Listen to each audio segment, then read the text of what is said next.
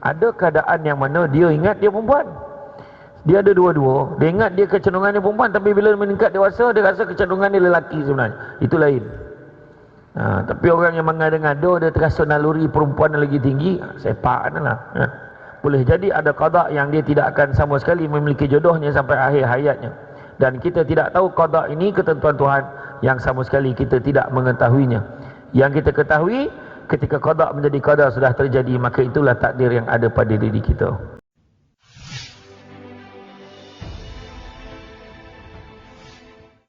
A'udzubillahi minasyaitonirrajim. Bismillahirrahmanirrahim. Assalamualaikum warahmatullahi wabarakatuh.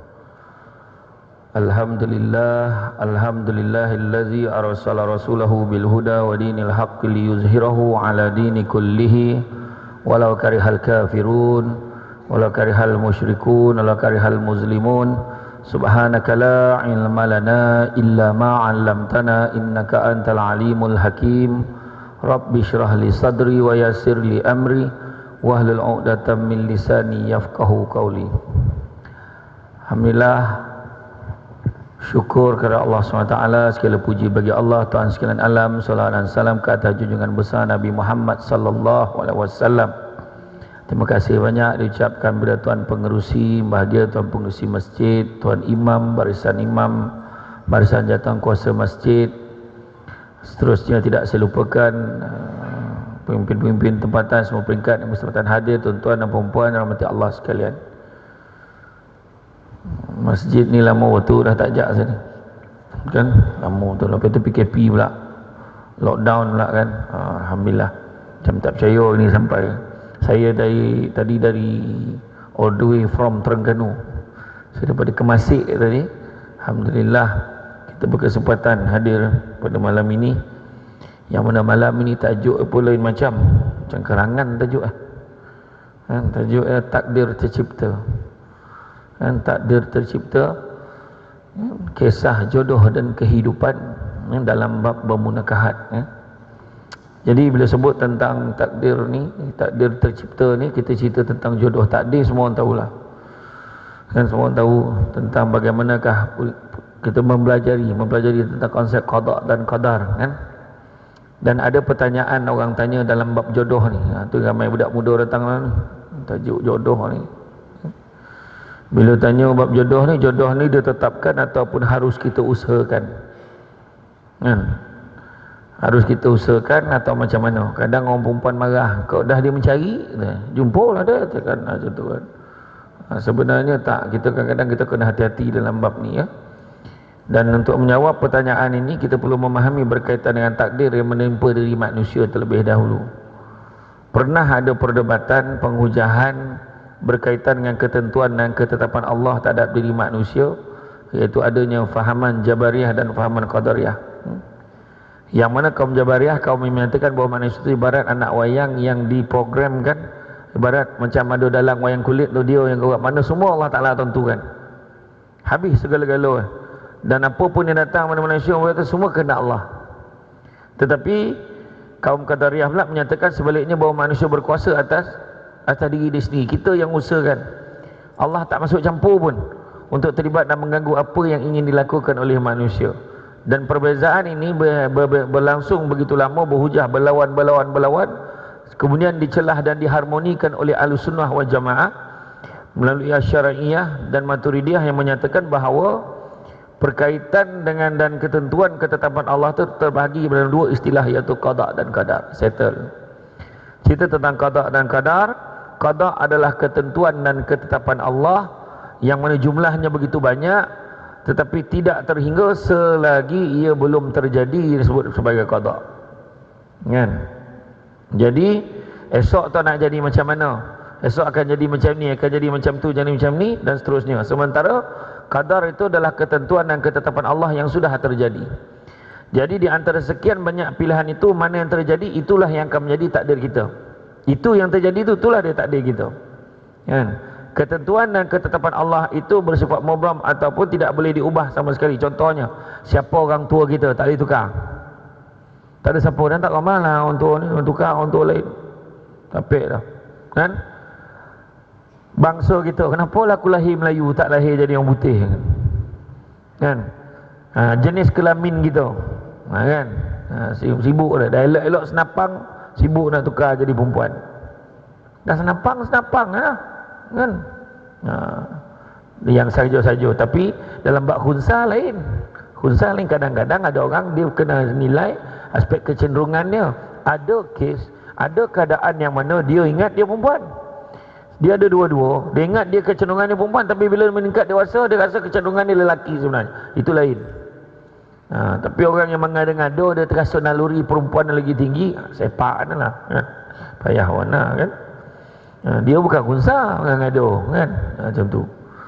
Jadi sementara ada juga sifatnya mu'allaq, iaitu bersifat pilihan, yang kerana ikhtiar kita, upaya kita, usaha kita, mahupun doa-doa kita boleh menjadi berubah. Contohnya kesihatan kita.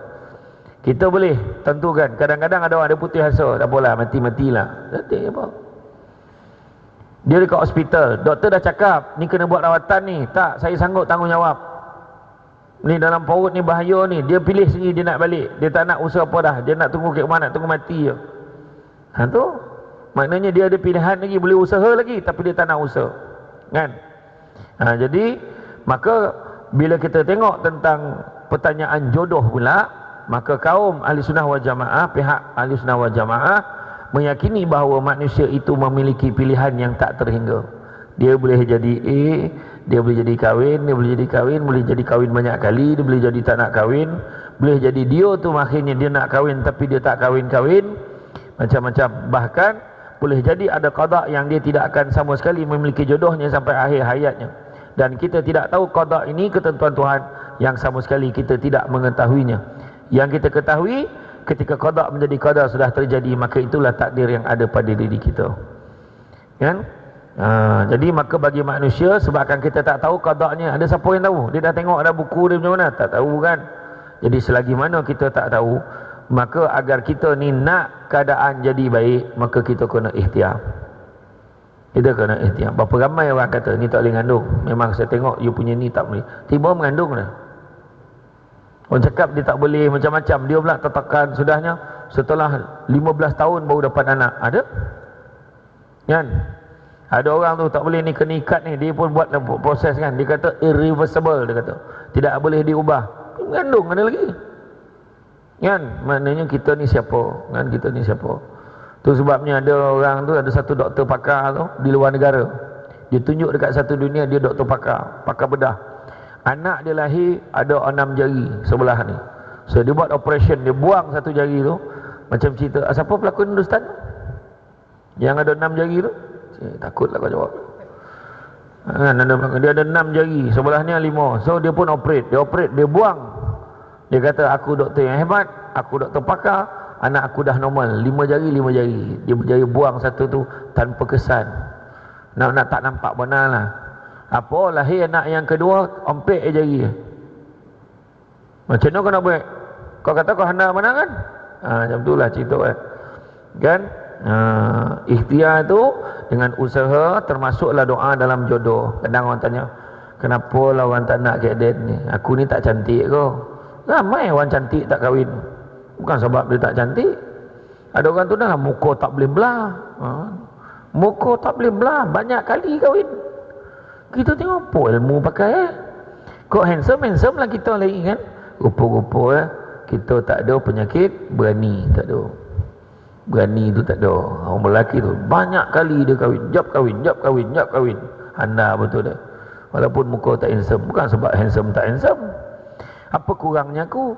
Sampai bila aku nak hidup seseorang? Itulah antara persoalan yang biasanya timbul dalam minda seseorang bila merasakan dia lambik ataupun borek jodoh, kan. Macam-macam usaha dilakukan, antaranya topuk pokok kelapa kat kampung tu. Contoh macam-macam lah, apa tu orang kampung. Topuk tiang lah, apalah. Pergi posan ke imam nak pergi umrah, imam tolonglah, imam minta tolong dengan imam. Tolonglah mam, doakan saya depan Kaabah tu mam. Kau bukan pergi umrah juga kau. Doa saya ni tak boleh pakai, dia sendiri tak nak minta, suruh orang lain. Doa pun pakai penswastaan tu salah tu, kan. Kita sendiri tak nak usaha. Kita doa jugalah, cuma minta imam tolong doa sama, kan. Ikhtiar. Sebab kalau kita tengok contoh macam Nabi Ayub alaihissalam kan, Nabi Ayub alaihissalam, kalau kita ingat dia diuji dengan penyakit, ingat tak? Diuji dengan penyakit kulit. Di penghujung lah, ringkas cerita waktu nak apa tu, Allah Ta'ala suruh Nabi Ayub hentakkan kaki dia ke bumi. Bila hentak terpancut air, yang kau gunakan air itu untuk mandi dan gunakan air itu untuk minum, insya-Allah eloklah penyakit kau kan. Tapi pada ketika itu nak tunjukkan hentak kaki tu apa? Ikhtiar. Makna kena usaha juga. Tapi tak usaha pun mungkin ada. Dia relax, tiba-tiba mak carian. Ikhtiar orang lain. Dia jodoh ni untuk kau lah. Mak tengok berkonan benar, mak tengok jadi kau nak tak ikut mak lah. Ya, memang ada kan? Percayalah bahawasanya kan, jodoh ini adalah ketentuan Allah yang ditetapkan sebelum kita dilahirkan, dan setiap apa berlaku dan ketentuan ditetapkan adalah yang terbaik buat kita. Kenapa jodoh seseorang itu begitu berat dan lambat? Bagaimana kita nak tahu seseorang itu ialah jodoh kita? Itu pun nak kena tahu kan? Setiap orang ada jodoh, dan sebelum menjawab persoalan itu, jom kita tengok apakah jodoh yang mana telah ditetapkan oleh Allah sebelum kita dilahirkan. Jodoh seseorang itu pasti ada, sama ada di dunia ataupun tidak di dunia ataupun di akhirat nanti. Wallahu alam. Perbincangan dalam kalangan ulama, jodoh setiap orang ada seperti mana rezeki pun ada. Macam mana rezeki kita tak sangka-sangka, jodoh pun tak sangka. Kadang-kadang ada orang dia bongih, kenapa aku tak jadi dengan lelaki tu, aku syok dengan lelaki tu. Perempuan ni marah, aku rasa tu jodoh aku dah, rasa dah memang sepadan. Sudah lelaki tu kahwin dengan perempuan lain. Yang bila lelaki tu kahwin perempuan lain, bodoh tak gunanya jantan, mati lagi baik, dia marah. Lepas 10 tahun kan, kita pula dah jumpa jodoh, yang perempuan tu pula dah jumpa jodoh lain. Tapi lelaki bukanlah pilihan utama dia, tapi family dia dah tetap untuk dia kahwin. Dan akhirnya dia nampak perlahan-lahan, suami aku ni pun boleh tahan juga, kerja rajin kan. Dan dia dapat tahu yang bekas boyfriend dia dulu tu, yang kahwin dengan perempuan lain tu, dipijak bini lagi kan. Masa tu dia ingat apa? Mujur aku tak kahwin dengan dia. Nampak ayat ayat yang mujur nasib baik, ayat gitu. Tu sebab kita kena percaya tentang jodoh.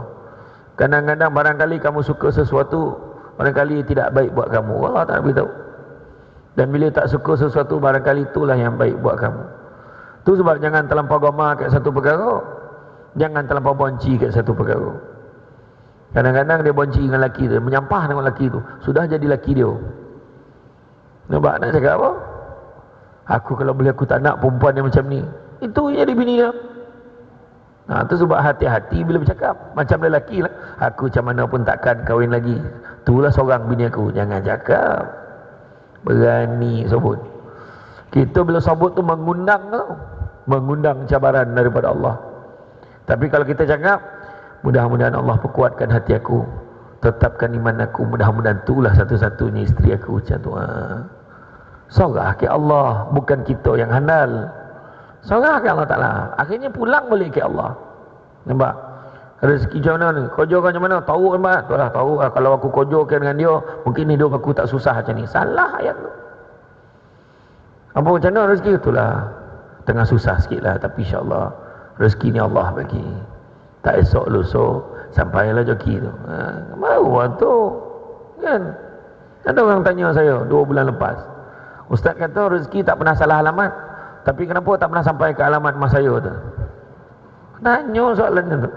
Saya kata bukannya masalah alamat, masalahnya orang yang duduk ke alamat tu lah. Kenapa pula? Buta dia kata. Pula buta lah. Sebab rezeki ni jangan kita ingat sama macam yang kita nak. Tentu tak sama. Kita mungkin tak dapat. Kita mungkin lah niat hati kita kalau boleh nak kahwin dengan Nilofa. Kok boleh? Kena move on. Nilofa bukan milik kita. Satu teropeh. Mula Mira Filzah. Itu Nilofa kan. Contohlah. Kan? Tapi kita dapat bawa rumah kita walaupun tak macam Nilofa, tak macam Mira Filzah. Tapi sondap mata kita memandang. Dah lah itu. Masak pandai lah tu. Itu yang kita nak. Duit banyak, order makan luar, bodoh kan? Hari tangan bini kita dengan poluh-poluh macam ni, dia rincu obat serap dia porah kelapa tu, bawa lomak-lomak masing-masing sikit lomak macam tu lah. Sedap betul ni ya. Tak, ni contoh lah. Kadang-kadang kita gamam cari. Tu sebabnya rahsianya Allah Ta'ala bagi mata kita ni tak sama. Mata kita tak sama. Kadang-kadang cakap cantik betul perempuan tu, yang sebelah cakap kau butuh. Apalah macam tu. Mata orang berbeza-beza. Lawa kat kita tak lawa kat orang. Cuba duduk kat bus stand tu, tengok yang pasangan lalu-lalu tu. Ya Allah, kenapa laki muka macam tu, bini lawa tu. Tu pandangan kita kan. Tapi tu cakap pula laki yang galak bona tu, bini putih malapak tu, nampak urek je lah. Tapi apa tu ni, macam saya mari orang togu galap lah macam mana kan. Dalam TV nampak corah make up kan? Putih-putih kapur dapat RM1 hitam-hitam penganan, mana dapat RM1 tu penganan dodol lah, mahal dodol main kan. Jadi salah kita nilai. Kita penilaian kita ni tak sama, dan tak pun menjadi mutlak penilaian seseorang tu sebenarnya. Tu sebab Nabi sebut kan, sesungguhnya seorang Muslim tu sama di sisi Allah, yang membezakan hanyalah amal soleh dan ketakwaannya kepada Allah. Tu ya kan. Jadi macam itulah. Sebelum seseorang tu lahir telah ditetapkan 3 perkara buatnya. Apakah dia? Yang pertama rezeki, yang kedua jodoh, yang ketiga umurnya. Ada orang mungkin sudah buat pelbagai usaha tapi jodoh tak ada, macam-macam cara buat lah. Dia macam-macam, jumpa orang ni tak mau, jumpa orang ni tak jadi kan. Ada orang tu dia kahwin corai, yang last tu tak carai, tak sampai sebab mati dulu contoh kan. Ada juga kan. Yang kedua jodoh, dan yang ketiga umurnya. Ada orang mungkin sudah buat berbagai usaha tapi jodoh tiada, kemudian jodoh yang Allah tetapkan tu telah meninggal dunia atau syahid, dan mereka akan bertemu di dalam syurga nanti. Ada kemungkinan. Jodoh ni saya selalu bagi nasihat. Orang tanya, ustaz tak tahu lah ustaz, doa lah bila lah saya nak kahwin ke. Saya kata jambatan orang tak sama. Saya kata jambatan macam mana lah. Ada orang jambatan ni pendek, tahu jumpa jodoh. Ada orang jambatan tu panjang, dah lambik jumpa jodoh, tapi bila jumpa yang terbaik Allah siapkan untuk dia. Macam tu lah, percaya. Ada orang tu jambatan dah lah pendek, banyak kali lah tu. Contoh yang faham, tak faham sudah. Macam tu lah kan. Jadi mana kata kan, ada 2 penyebab mengapa jodoh seseorang itu lambat. Tu dia, takdir tercipta kita cerita kan.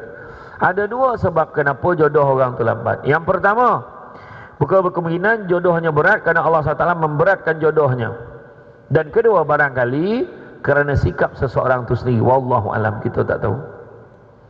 Ada orang cakap, kau ni memilih mana? Memanglah, takkan main sapu bangla atau berjalan tu kan. Tapi kalau dah jodoh dia, alhamdulillah. Macam mana dia nak yang handsome, yang Bollywood kan. Tu sebab saya kata tadi, kita kadang-kadang susah. Kadang ada orang tu bukan dia tak nak kahwin, dia nak pun nak kahwin, tapi bila jumpa dengan orang ni tak jadi, orang ni tak kono, ada yang masalah-masalah dia kan. Jadi pertama kerana Allah memang beratkan jodoh dia, dan ada juga barangkali kerana sikap seseorang itu. Mungkin seseorang itu terlalu memilih atau malas mencari jodoh. Dalam bab jodoh itu ada 2 istilah yang selalu kita dengar, iaitu bila kita terjumpa jodoh, dan satu lagi mencari jodoh. Terjumpa jodoh ataupun mencari jodoh. Kedua-dua itu berbeza istilahnya, seperti mana kita jumpa duit. Tentu berbeza situasi dia. Bila jumpa duit atau barang yang benda kita cari, pastinya kita akan mencari yang terbaik untuk kita. Jadi jangan mengeluh, jangan kita komplain, tetapi berusaha dan jangan berputus asa dengan rahmat Allah. La taqnatu min rahmatillah. Jangan putus asa dengan rahmat Allah, dan sebaliknya teruskan berdoa dan senyum selalu, insya-Allah jodoh itu akan ada pada orang yang belum ada jodoh lah. Dan pada orang yang nak jodoh banyak kali, teruskan doa, lembutkan hati isteri kita.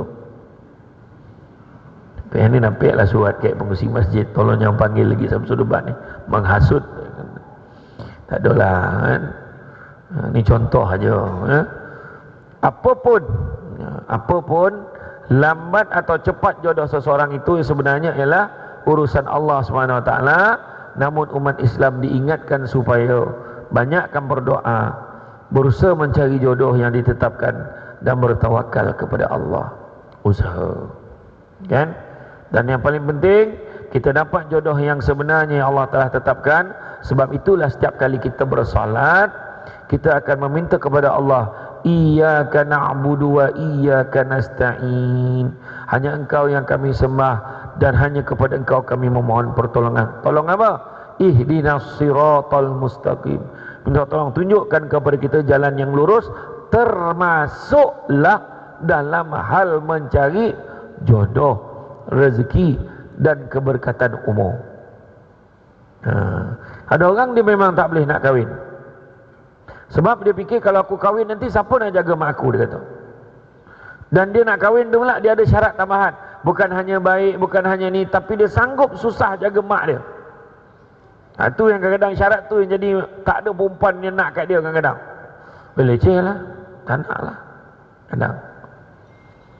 Itu sebabnya saya terangkan tentang nafkah gitu. Bila terangkan tentang nafkah, saya kata orang lelaki kena ingat, dia tak boleh guna ayat dia cakap dengan isteri dia, saya ni anak sulung, saya kena utamakan mak saya daripada awak. Bab nafkah, no. Bab nafkah tetap isteri dulu baru mak. Kena ingat. Sebab mak kita ada suami dia. Ingat ya? Bukan makna tu kita boleh biarkan mak kita. No, maksud dia bab nafkah mesti utamakan isteri dan anak-anak baru mak. Melainkan dalam bab darurat. Contoh mak sakit, abang tak dapat bagi nafkah bulan ni sebab mak nak operate, abang tarik duit ni bantu mak operate dulu. Contoh. Yang tu perempuan pun kena faham tu lah. Tapi yelah, kalau orang perempuan kadang-kadang bila lelaki, abang ni nak lelaki, abang kena utamakan mak abang. Abang tak boleh utamakan awak tau, mak yang lahirkan abang. Kalau isteri tak reda, lelaki tu berhutang. Itu yang menyebabkan lelaki sebelum kahwin fikir dulu. Selama ni kita jaga mak kita, kita dapat isteri, adakah sama-sama akan boleh jaga mak kita tu? Tu lah. Dapat isteri abang tentang nafkah saya abang tak yalah puan ni. Saya kan kerja. Mak abang pun mak saya juga. Susah nak cik perempuan macam tu. Ada tu ada lah. Kalau belah putra perdana ni insyaAllah ada. Topik-topik lain belum tahu ni tau kan. Macam tu lah. Jadi mana tu sebabnya orang lelaki kena fikir tanggungjawab dulu. Dia cerita terang saya macam ni lah, saya suka kat awak, saya berharap sangat awak boleh jadi isteri saya. Tapi satu saja, apa dia? Saya ada seorang mak yang perlu dibela, perlu dipelihara, perlu dijaga dengan kasih sayang. Mak saya tak sihat. Sanggup tak awak bersusah dengan saya jaga mak saya? Contoh. Ya, tu yang jadi tu. Ni ikut cakap awak tak cakap pun sebelum kahwin ni, mak awak ni ada sakit lah, kena jagalah apalah. Dalam bab jaga mak sakit, mak ayah sakit ni, suami isteri kena faham. Suami tak boleh paksa isteri jaga mak ayah suami. Ya. Dan suami tak boleh halang isteri nak jaga mak ayah dia. Tapi suami boleh cakap macam ni, abang suami kan, abang tak bagi awak jaga mak awak, awak duduk kat rumah ni. Isteri ikut cakap suami, isteri dapat pahala, suami berdosa. Faham tak maksud dia? Tu sebabnya banyak perkara kita perlu ambil kira. Tu yang kadang-kadang menyebabkan lelaki yang betul-betul nak jaga mak dia, dia akan hati-hati betul dalam bab ni. Dia akan pastikan perempuan tu faham keadaannya. Saya ni yang jadi lambat kahwin, ada tanya, awak ni bagus semua, saya tengok kereta dah ada, rupa handsome, saya awak tak kahwin lagi? Untuk makluman awak, saya tak kahwin lagi sebab saya jaga mak saya. Saya pun susah nak cari orang yang sanggup susah-susah sama dengan saya jaga mak saya. Perempuan tu faham. Kenapa awak tak nak kahwin lagi? Sebenarnya saya dia ada penyakit. Apa dah? Penyakit tu tak? Awak sakit apa? Saya tidur kan, jaga-jaga dah kek zoo negara. Dia ni tidur bukan berjalan, dengar start kereta, bawa kereta dah. Dia punya mengigau tu bawa kereta. Punya tahu kan, tahu orang kena cakap. Abang ni sebenarnya ada satu masalah. Apa dia? Abang ni gagap dah. Ni elok, dengan perempuan elok tak gagap dah. Tapi orang lain kan gagap, dia takut buat malu pula. Saya ni gagap. Cakap tu kita orang, jangan malu, cakap je. Elok tu kita orang tu kan. Macam tu lah. Tu sebabnya bila orang pergi meminang kan, kalau torang-torang hajat di hati kan, orang ni 9. Kata adat banyak kiasan, ditunjuk dia tetapi bukan. Bergulung pendek panjang dirantangkan, memang takkan faham kalau tak direnungkan. Bila meminang tu berpantun bagai hajat di hati ni bosan ni, nak menyunting bunga di taman.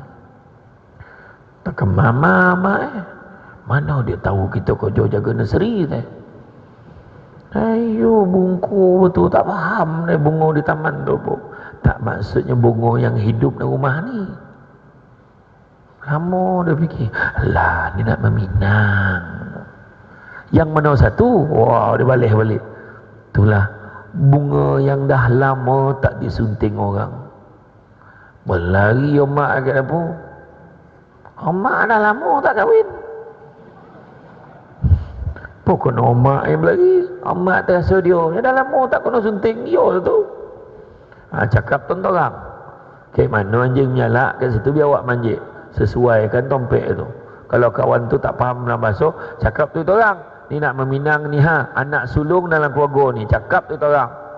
Anak sulung lelaki biar betul. Ya ke? Cek balik semula. Oh, maknanya nombor 2 lah, sulung perempuan. Sulung perempuan.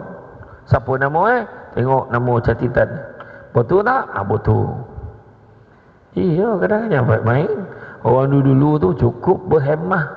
Prosedur tata cara adat beradab kan. Iya, kan.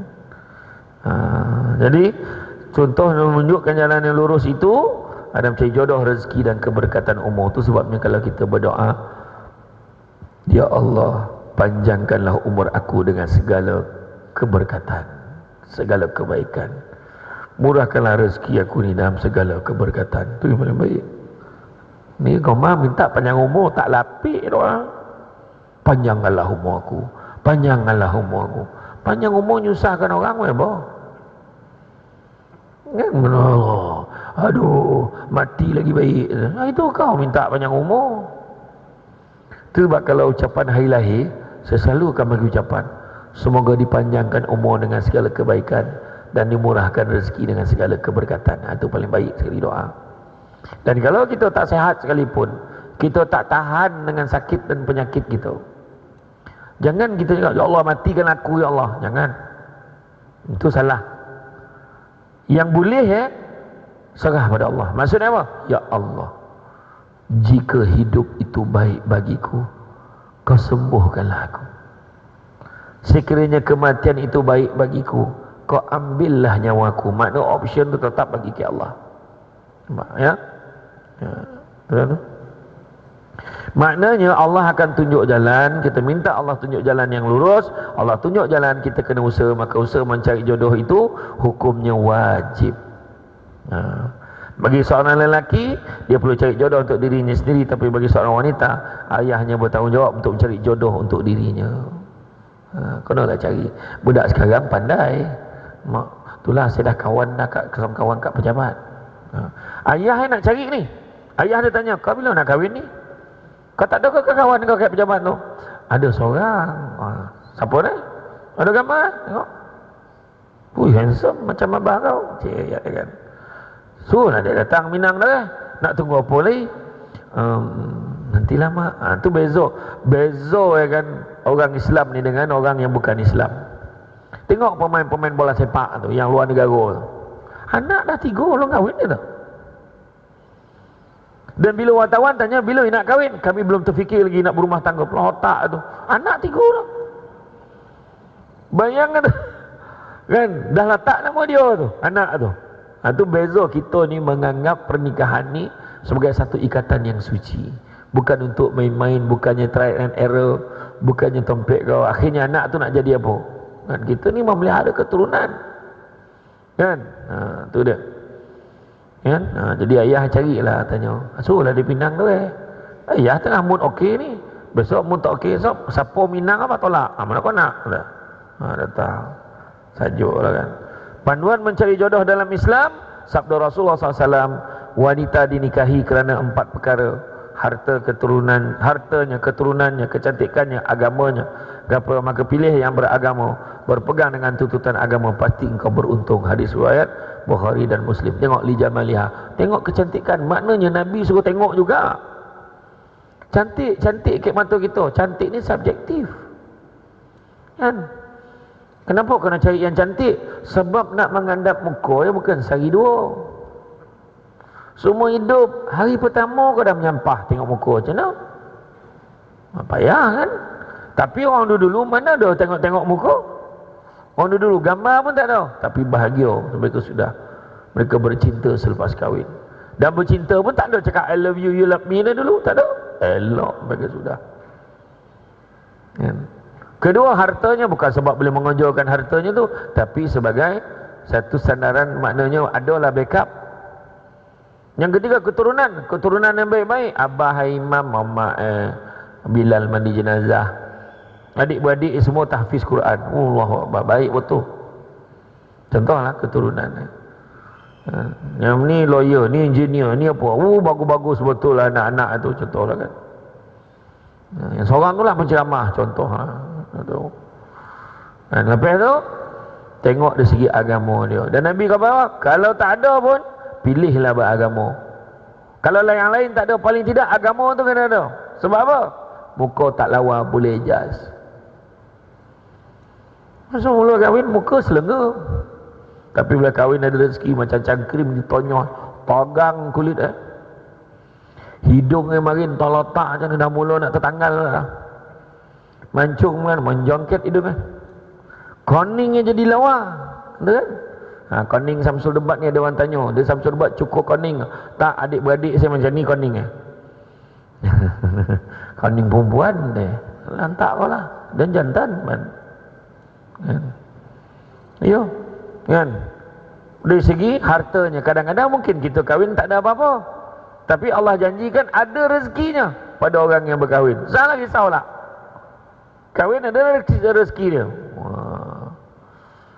Jadi kan, cuba kau cakap dengan mak kau macam tu, memang sepak kau mak kau. Jadi kan, mak tak dengar ke ceramah tadi? Kau tak cakap kahwin tu ada rezeki, semua senangnya kau cakap. Mak kata kan, mak kata tak cakap, tak, belajar dulu kan, sampai masuk nikah lah kan. Jadi mana kata dari segi apa? Dari segi harta, mungkin berkat ketaatan kita pada Allah dan Rasul, Allah murahkan rezeki kita. Dan begitu juga kan, dari segi keturunan. Katalah di keturunan yang tak baik, contoh mak dia bukan orang yang baik, ayah bukan orang baik, tapi berkat ketaatan kita, jaga sembahyang, jaga hubungan rumah tangga, ikut sunnah Nabi, maka kita berjaya melahirkan keturunan yang baik-baik. Itu dia sebenarnya. Kita jangan hukum orang, mak ayah kau macam ni, mak kau dan tak nak kek kau tak adalah, kau tak boleh percaya dan contohlah kan. Sebenarnya tu, tapi pesan saya lah, pesan saya. Ramai juga hari ni yang nak berkahwin campur. Maksud berkahwin dengan bukan Islam, bawa masuk dalam agama gitu. Tapi mak ayah nasihat saya lah, kalau orang yang nak kahwin tu dinasihatkan, suruh dia belajar agama dulu baru kahwin. Banyak berlaku, terutama bawa Muhammad bin Saleh, Mak Saleh lah, orang putih. Dia kata besok dah kahwin, pandailah saya ajar dia. Tak ada, percaya cakap saya. Kita yang sekarang ni yang pun kadang-kadang tak ada masuk lah. Macam mana kau fikir kau kahwin esok kau ada masuk? Itu sebab pada awal basic kita tak nak, kalau boleh kita nak biar sampai satu tahap. Bila dia belajar agama tu, contoh bagilah 6 bulan dia belajar agama, lama kelamaan dia berjaya letakkan dalam hati dia, dia bukannya masuk Islam sebab nak kahwin, tapi dia masuk Islam sebab dia dah mula kenal Allah. Itu yang penting. Banyak berlaku. Menangis dia kata. Macam mana saya nak buat ustaz? Anak suami saya tak nak sembahyang. Dia kata dulu you yang paksa I masuk Islam. Pak. Itu cerita dia. Ini pesan betul ni cakap ni. Banyak berlaku. Kadang-kadang suami, kadang banyak juga kes suami kahwin dengan isteri yang masuk Islam, isteri lagi taat pada suami, banyak juga. Sebab pentingnya pendidikan agama ni kan. Jadi bila kahwin tu tengok berapa ramai yang kahwin kerana Allah, berapa ramai yang kahwin kerana Allah. Kadang imam nak menikah tu, sebelum menikah ni saya nak tanya dulu soalan basic, suruhlah mengucap rukun Islam berapa, rukun iman. Okeylah, nak tanya satu soalan lagi, kenapa kau nak kahwin ni Jang? Mak bising. Mak bising. Mak ni memang bising. Macam mana? Masa bila mak tak bising ni cakap. Mak kita bilang kahwin, dia tanya bila kau nak kahwin? Bila kau nak kahwin? Bila kau nak kahwin? Bila dah kahwin, bila nak beranak? Bila beranak, lelaki je nak kau. Bila nak pek nak perempuan? Akhirnya dapat nak perempuan, beranak ai kau kau, dah salah pula beranak. Mak memang macam tu. Tak pernah puas hati itu lah. Tapi kita tak payahlah kau cik hati, mak memang macam tu. Kan? Dia seorang tu, kenapa kau nak kahwin ni Jang? Kan kawan Nabi kahwin lah imam. Tinggal saya seorang yang belum tu. Salah niat tu. Kenapa kau nak kahwin? Umur banyak dah. Bila lagi nak kahwin? Jadi dibimbangi disebabkan alasan itu, maka perkara-perkara penting untuk kita ambil kira untuk berkahwin tu tak ambil. Kenapa kau nak kahwin? Geram nak anak perempuan tu lagi teruk. Geram berapa lama? So kau dah tak geram? Macam mana? Tu cerita. Susah nak jumpa. Kenapa kau nak kahwin? Imam, saya nak kahwin ni kerana Allah. Wah, apa? Dapat je tu sejuk hati. Dan biasanya yang jawab kahwin kerana Allah ni biasanya lelaki yang dah kahwin. Tu. Yang faham, tak faham sudah. Okey. Kan. Dia tak ada alasan lain bini mama. Sampai nanti abang tergamak membuat saya macam ni. Kenapa abang kahwin? Kerana Allah tu kan. Apa ke jawapan nak bagi? Kan. Tapi itulah orang perempuan hati-hati ya, orang perempuan tak, yang ni saya faham. Orang lelaki kena ingat sunnah kahwin ni adalah yang paling sunnah, yang paling besar adalah adilnya itu. Adilnya ni dalam keadaan kadang-kadang mungkin kita adalah, mestilah manusia tak sempurna, ada benda yang menyebabkan tak berlaku keadilan, tetapi yang paling penting isteri itu boleh redha dengan suami dia. Itu penting. Kalau tak balo tuan-tuan, bukan sonang. Ini bangguk boreh kita beli tu. Bono. Siap tampah t-shirt, beras kita beli. Eleh. Kecoh kau kan. Azan tu.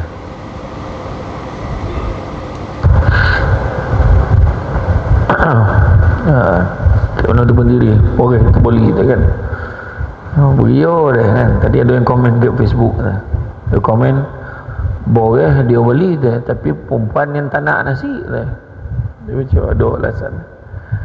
Perempuan tak nak nasi ke okey tu. Ni boleh lelaki beli, duit bini bagi lagi tahu. Kan? Jadi apa pun cuma tinggal lagi hati-hati terutamanya kaum wanita kena hati-hati. Kita bukanlah menggalakkan, bukanlah kita menafikan, bukanlah kita apa. Kita faham orang perempuan ni dia terasa hati dengan suami kalau suami ambil tindakan berpoligami. Tapi orang perempuan kena faham, hati-hati dalam kita menentang. Yang kita tentang biarlah betul, sebab bukan hukum tapi mungkin pelaksanaannya. Ada kelemahan pada manusia. Jangan kita sebut poligami itu dulu je lah, mungkin zaman Nabi dulu okey lah, zaman sekarang tak sesuai. Jangan cakap macam tu. Bila seolah-olah kita nak mempersoalkan hukum yang Nabi bawa kat kita ni sesuai tak sesuai pula pada zaman-zaman tertentu, jangan kita buat. Ya, hati-hati. Kadang-kadang kita terlampau marah, kadang kita cakap macam tu. Sedangkan ini adalah hukum Allah. Ya, hati-hati.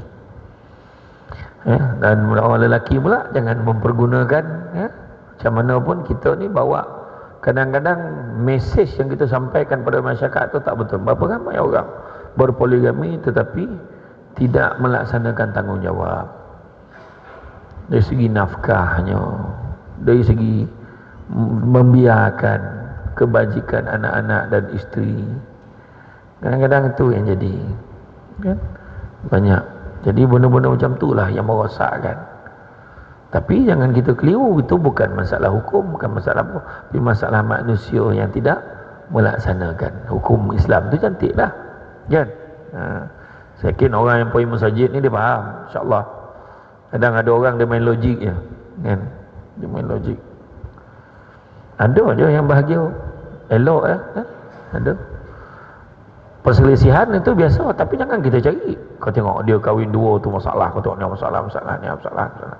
Kita cari memang ada. Tapi apa yang kita yang bini seorang tak ada masalah? Ada je masalah kan. Sebab kita ni manusia kan? Ada cemburu, ada perasaan terlalu gembira, ada masanya sedih, itu biasa kan. Jadi maka dalam hadis yang saya bacakan tadi kita dapat tahu bahawa jelas menunjukkan wanita dikahwini atas 4 perkara. Dan bila seorang wanita tu hendak berkahwin dengan lelaki, panduan tersebut boleh digunakan, tapi ia bermula daripada agama dulu sepatutnya. Agama tu baru tengok yang lain-lain. Ya, utamakan agama dulu. Ini dia baca gaji kau berapa? Adakah itu asas kebahagiaan? Tak. Punya dahsyat, pakai kod datang kan, tali leher basah sejadah. Hana gaji ni kan. Janganlah kita tengok apa yang terzahir saja kan. Tengoklah juga dari segi yang paling penting sekali, tengok apa? Adab. Tu tengok. Dia nampak orang tua koncang, dia bercakap, dan bila cakap tu elok bahasa keluar. Pakcik sihat pakcik. Mula-mula tu menyampah, kita tengok dah. Dia ni nak baik-baik dengan dia nak kadang-kadang. Tapi lama-kelamaan tengok, dia ni memang baik lah. Dengan semua orang dia baik, kita tengok. Bagilah masa kan? Tapi kalau datang rumah kita tu memanglah jangan cari warna kan. Kenalah tengok dulu. Kau belajar dulu, belajar agama tak? Tanya agama. Belajar agama tak? InsyaAllah belajar je. Bila last kau ngaji? Belajar 1 tu. Tak, tu semua soalan tanya tu.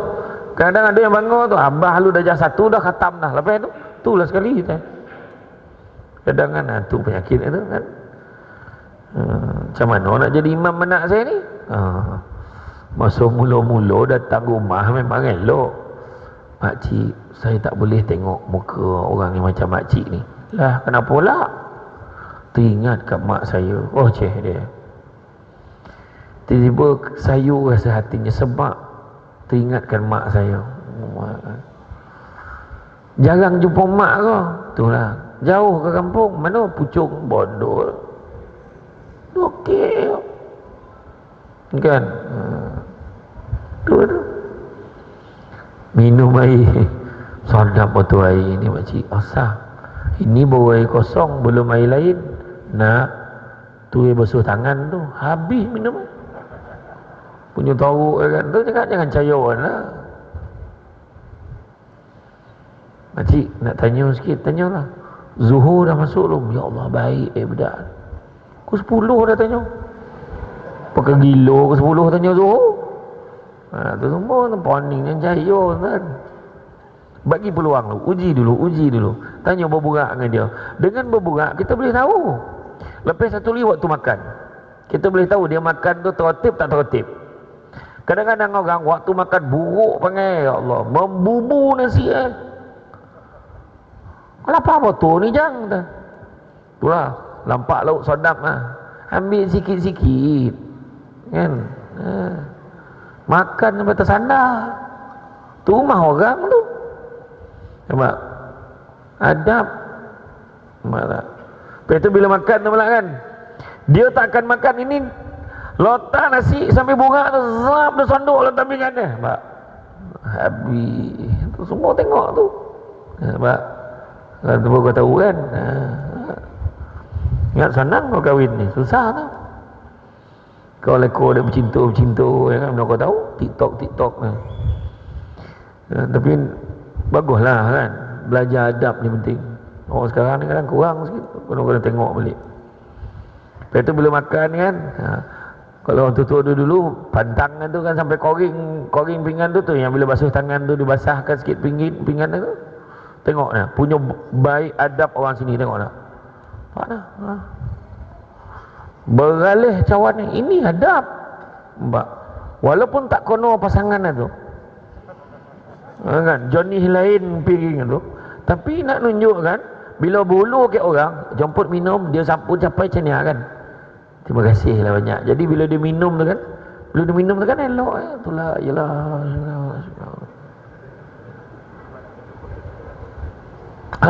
Yo betul. Lepas tu letak pun elok. Ni nak je ni. Jemput minum. Macam bagi air todi lah.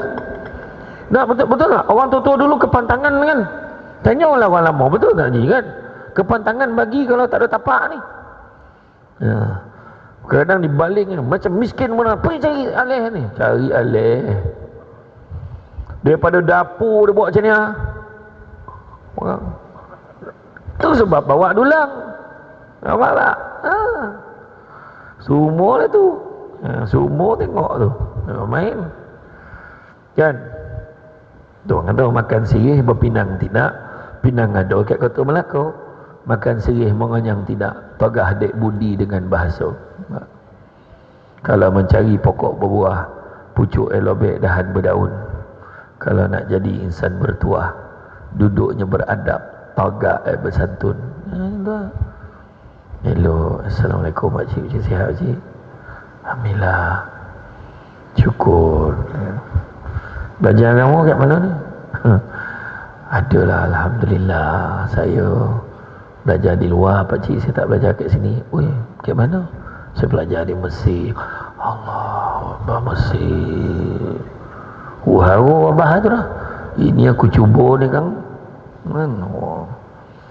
Pandai lah ni. Tak adalah pakcik, ramai lagi orang lagi pandai daripada saya. Orang tengok merendah diri dia, nampak? Tu Imam Malik kata, ilmu biar sikit tapi jangan tak ada adab. Bila datang kan, jemputlah duduk kat lantai duduk. Weh, duduklah kat sofa ni. Saya hormat orang tua, orang tahu warna tak kan, dia punya nak ambil hati lah kan. Kan, tapi adab penting, mustahak, jangan main-main. Makanlah, tunggu apa lagi? Pakcik tak makan ke? Pakcik dah makan. Macam tak apa ke saya makan, pakcik tak makan? Makanlah. Pakcik pun lepas makan. Pakcik kita makan sama kita makan sama tak apa. Makan. Pakcik dah makan.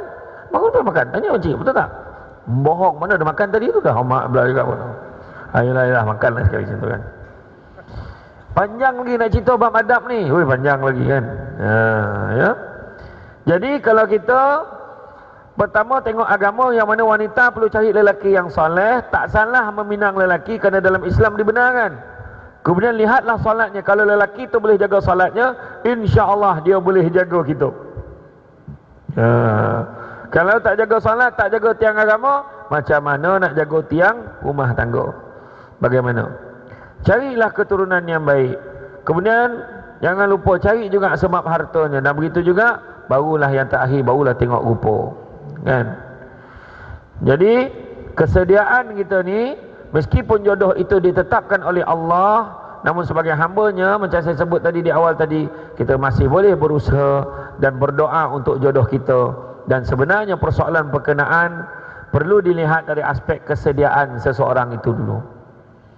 Pertama, berusaha mempersiapkan diri daripada aspek intelektual, fizikal dan spiritual untuk mendalami ilmu dan adab untuk mengharungi alam rumah tangga. Ilmu dan adab. Kadang-kadang adab ni jangan ingat adab dengan mak ayah saja, adab dengan bapak mertua, mak mertua saja. Tapi dah kahwin, adab dengan isteri pun ada, adab isteri dengan suami pun ada. Tu kena faham. Tak boleh pukul rata saya dah jaga hati mak awak tu kira-kira banyak cerita jangan macam tu.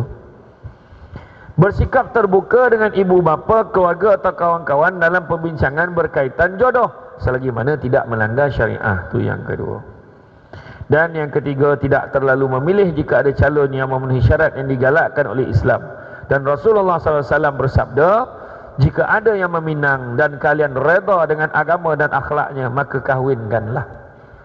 Jika kalian tidak berbuat demikian, akan terjadi fitnah di bumi dan keburukan akan meluas. Hadis riwayat At-Tirmizi. Kan? Maka akan ada juga soalan di dalam hati kita bertanya, kan, bahawa apakah dia jodoh kita? Jadi bagaimana tanda-tanda jodoh? Antaranya adalah kita merasa tenang bila melihat kepadanya. Oh, tenang saja. Dan begitu juga kita melihat banyak persamaan antara kita dan dia, dan akan merasa yakin yang dia itu ditakdirkan untuk kita apabila melihat keimanannya. Ibu bapa merestuinya dan segala urusan kita dipermudahkan. Tengok kayu ukur jodoh ni, dan macam mana nak tahu tu jodoh kita ke tidak? Pertama, kita rasa tenang melihat dia. Kedua, berdegup jantung kita. Mungkinkah dia jodoh kita? Dengan tahap persamaan tu ada. Kadang-kadang ada sikit beza, tak apa. Kok sama semua kan, bangih pun sama, pening kepala. Suami bangih, isteri tu dia sabar sikit. Baru dia lengkap. Bila lelaki bangih, yang paling penting, isteri boleh redakan. Dia gosok belakang suami dia, sabar bang. Allahumma shalli ala sayyidina Muhammad. Godoh dia. Macam tu kan. Kemudian banyak persamaan. Yakin kita ditakdirkan bersamanya dengan melihat keimanannya, dan ibu bapa merestuinya dan segala urusan dipermudahkan. Untuk meyakinkan bahawa dia adalah jodoh kita dan memenuhi semua dikatakan tadi, tidaklah menjadi satu halangan, malahan digalakkan kita melaksanakan solat istikharah bagi memohon petunjuk daripada Allah. Ini pun saya nak pesan juga. Orang yang nak buat solat sunat istikharah, sebaik-baiknya kita sebelum nak servis kereta, elok kita cuci dulu minyak yang sedia ada dalam tu. Makna buat dulu. Mungkin dalam 3 hari ke seminggu, buat dulu solat sunat taubat. Lepas tu baru buat solat sunat istikharah. Dah cuci dulu. Kau tak malu kau minta Allah tunjuk macam-macam? Perangai kita macam-macam juga. Taubat dulu, solat sunat taubat dalam seminggu. Lepas tu buat solat sunat istikharah. Mudah-mudahan Allah tunjukkan jalan apa yang baik untuk kita. Kan? Jadi esok banyak lagi nak cerita ni. Mungkin kita kena panggil lagi lah lain kali. Aku 9 dah lah tu. InsyaAllah tuan-tuan dan muslimin, apapun kita boleh usaha. Faiza azamta fatawakkal 'ala Allah. Dalam bab jodoh boleh kita berusaha. Memang betul kan, takdir ni kan, takdir Allah Ta'ala bagi kat kita ni betul lah tu. Tapi bukan bermakna kita tidak boleh berusaha. Oh, kira mati lah ni tu. Contoh kanser, doktor ramalkan dia 3 bulan lagi hidup. Betul. Betul, doktor boleh ramal, tu jangkaan dia. Tapi berapa ramai orang yang diramal 3 bulan tapi bertahan 3-4 tahun lagi? Steve Jobs yang dulu, yang pencipta Apple, iPhone kan. Tengok dia macam mana. Dia diramalkan tinggal berapa bulan, sekali sampai masuk tengok diagnose, elok pula sel kanser dia. Bertahan lagi berapa tahun. Itu sebagai contoh lah. Jadi jangan kita berputus asa. La taqnatu min rahmatillah. Jangan berputus asa dengan rahmat Allah. InsyaAllah mudah-mudahan Allah memberikan yang terbaik kepada kita. Jadi tuan-tuan dan puan-puan dan mata Allah sekalian, itu saja daripada saya pada malam ini. Ucapkan terima kasih banyak. Kan? Bak kata orang tu, budak-budak membuatkanlah, nak menyolok buah berangan. Kalau ada silap dan salah, dikata tidak, dicaci jangan. Jadi itu saja daripada saya. Yang baik datang dari Allah SWT, kurang tu puncak kelemahan saya sebagai manusia biasa. Pokok sekayu daun selasih. Thank you, terima kasih. Assalamualaikum warahmatullahi wabarakatuh.